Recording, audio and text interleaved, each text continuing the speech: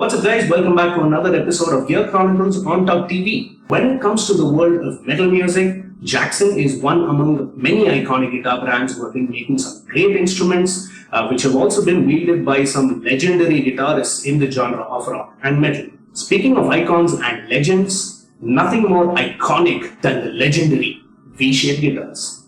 This is a Jackson Pro Series King V. Let's see what she sounds like.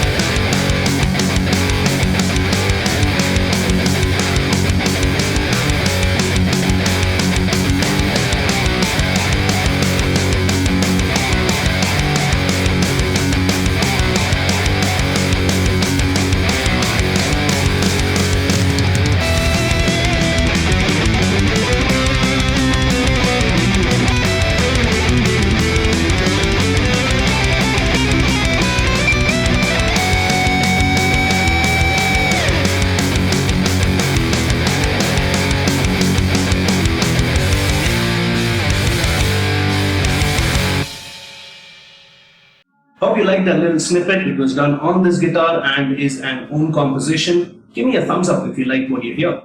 First things first, this is not a sponsored video and this isn't my guitar. This is the KVMG Pro Series King V by Jackson, and a huge shout out to Nag Bharat for lending me this instrument for this review. I've put the specs of this guitar down in the description, so if you're looking for details, you'll find them over there. Let's come straight down to what I like about this instrument. To start with, construction. I can summarize this in one word: magnificent. It's got an alder body, it's got a 3-piece maple neck, which is also a neck through construction, neat housing for all the components and electronics, a neat housing for the battery. It's got a Floyd rose, it's got a pair of EMG pickups, and not to mention an ebony fingerboard. Now, I have spoken about this in the past when I reviewed this Jackson JS227, and with regard to their fingerboards, Jackson has something called the compound radius fingerboard. And it's no different over here. It is a 12 to 16 inch compound radius fingerboard. And what that means is it feels nice and chunky up top. And as you go higher up the frets, gets, very naturally and gradually flattened out. So, you can pick up speed for all your shred work. I also have to say that I like the finish of the neck itself. So this is a satin finish. Again, a personal choice. I have, other guitars. This Greg Bennett AB6 behind me is a painted neck. So it's more of a personal thing. I don't have a problem with painted necks. I just like the satin finish. So good touch over there. Next up, the pickups. So firstly, these are bolted on body, which means if ever you want to make an upgrade, it does make life a tad bit easier. However, like most metal machines, they come with EMG pickups. This is no different. Unlike a standard EMG 81, 85 configuration, this guitar comes with an 81 on the bridge and an 89 on the neck, which means you have coil tapping. For those of you who are wondering what coil tapping is that every time you pull the knob, the neck pickup sort of emulates a single coil, pickup sound. So, in case you are somebody who wants to experiment or do something a little outside of metal, you're able to use coil tapping and emulate that, classic thin twangy sound of a single coil with none of the humps. Here's a little sample I've recorded on the clean channel with coil tapping on and off. Be sure to check it out on a good set of headphones or speakers.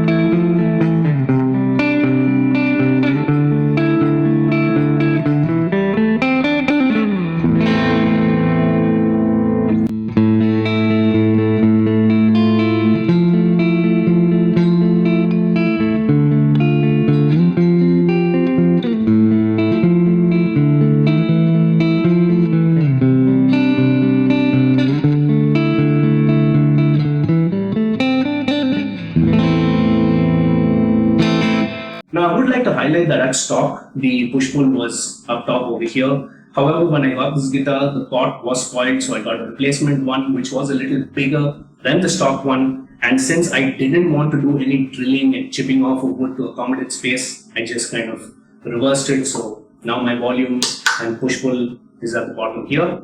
And I did it because honestly, not a big deal. Now, coming to things that I would like to point out, probably would change and don't like.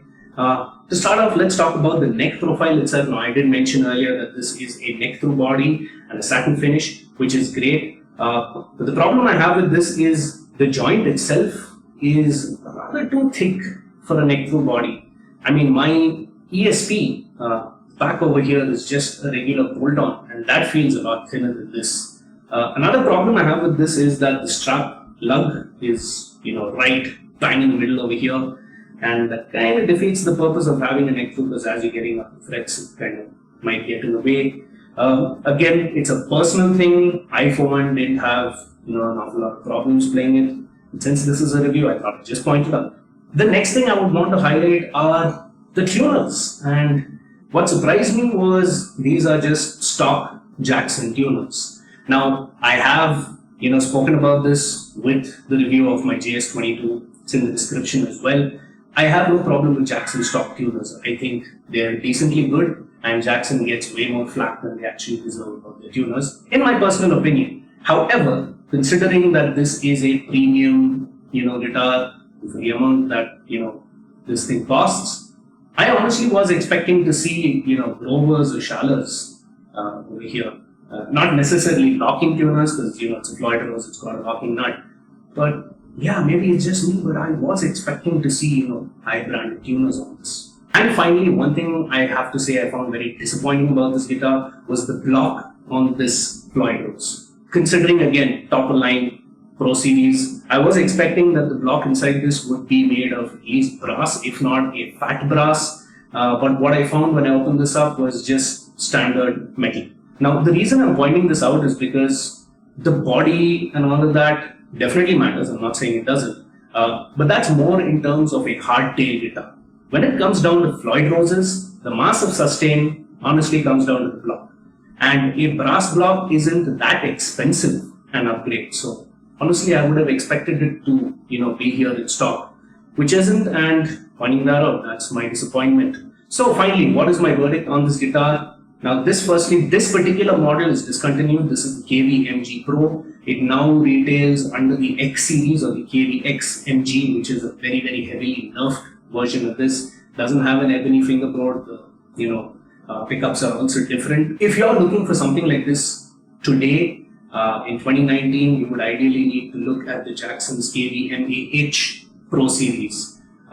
That thing ain't cheap. It's going to cost you close to 6 figures Indian rupee. So here's my point. If you have upwards of 60,000 rupees to spend on a guitar, and if fit, finish, construction and material matters to you, knock yourself out with it. This honestly is one of the best, guitars in terms of finish and feel. This ebony fingerboard is amazingly slick, and this alone, is very, very desirable. Having said that, it is a nice to have, not a need to have. None of my other guitars have an ebony fingerboard. I have, rosewood, almost all of them, and I don't feel like I'm missing out on anything, to be honest. So for all that money that you're going to shell, there still is going to be some amount of cost cutting involved. So, on this guitar, for example, be it block or the tuners, there is some amount of upgrading that you're going to have to do. So here's my point. Since mid-range guitars have sort of stepped up their game over time, maybe investing in a mid-range guitar and then upgrading it might give you the same value, if not more. And that's probably the direction I would take. That's personally me. If you're someone who's looking for full package and the brand, model, and all that matters to you, this is an amazing guitar to have.